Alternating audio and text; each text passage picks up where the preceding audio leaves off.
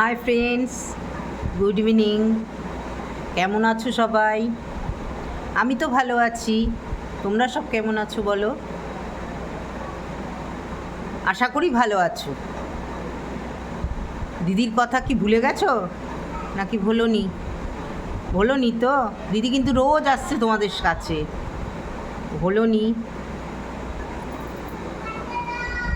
আমার সব ভাই বোন, দিদি, বন্ধু বান্ধবী সবাইকে জানাই গুড ইভিনিং। বুঝেছ?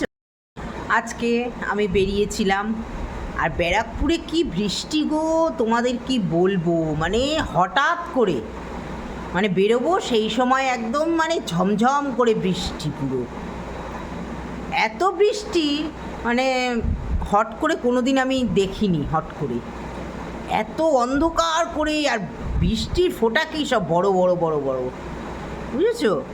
যাই হোক, আমার এখানে আমি একটু কাজে এসেছি, ছোটো মেয়ের বাড়িতে আছি। তো আজকে কাজটা কমপ্লিট হলো।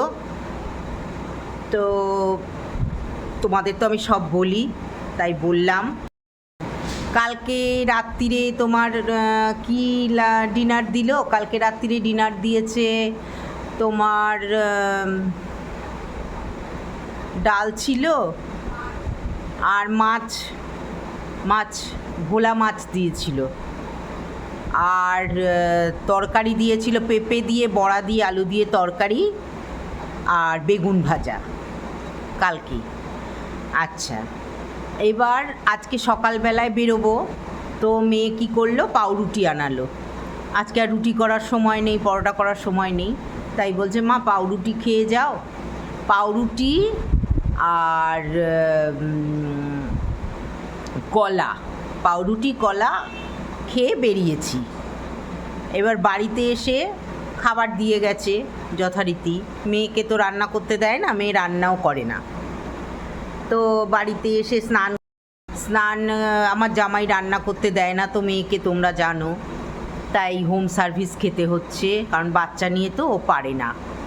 যাই হোক, তো আজকে দিয়েছে তোমার শুক্রবার, ওর শাশুড়ি আবার সন্তোষীমা করে, তাই জন্য আজকে নিরামিষ এই বেলায়, দুপুরবেলায় নিরামিষ খেয়েছি। নিরামিষে কি দিয়েছিল?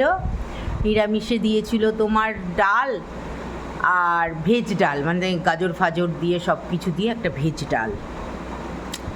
তারপরে দিয়েছে তোমার ভেজ ডালের পর দিয়েছে কি দিল রে? ডাল, আলু আর কি, ও কাঁকরোল ভাজা। হ্যাঁ, আলু ও কাঁকরোল ভাজা, আর তোমার সোয়াবিন আলুর তরকারি, আলু পোস্ত, আর হচ্ছে তোমার গাঠির তরকারি। এই হচ্ছে দুপুরবেলা। আর রাত্রিবেলায় ওইটাই ওর শাশুড়ি খাবে, নিরামিষ। আর আমাদের রাত্রিরে জামাই চিংড়ি মাছ নিয়ে আসবে, ভাজা খাবে, আর এমনি হোম সার্ভিস থেকে মাছ টাছ তো দেবেই। এই আর কি আজকের খাবার হলো। তো তোমরা কে কি খেলে এবার বলো? দিদি তো সব মনের কথা তোমাদের কাছে শেয়ার করে, তোমরা কিছু শেয়ার করো কি? সব অফিস থেকে ফিরছো তো? অবসর সময় ভিডিওটা দেখো, দেখে আমাকে যা কমেন্টস করবে তার উত্তর আমি দেব, ঠিক আছে? আর আমি চলে যাব রবিবার দিন বাড়িতে গিয়েও তোমাদের একটা সারপ্রাইজ দেব। দেখবে আমি কোথায় যাচ্ছি, কি করছি, ঠিক আছে?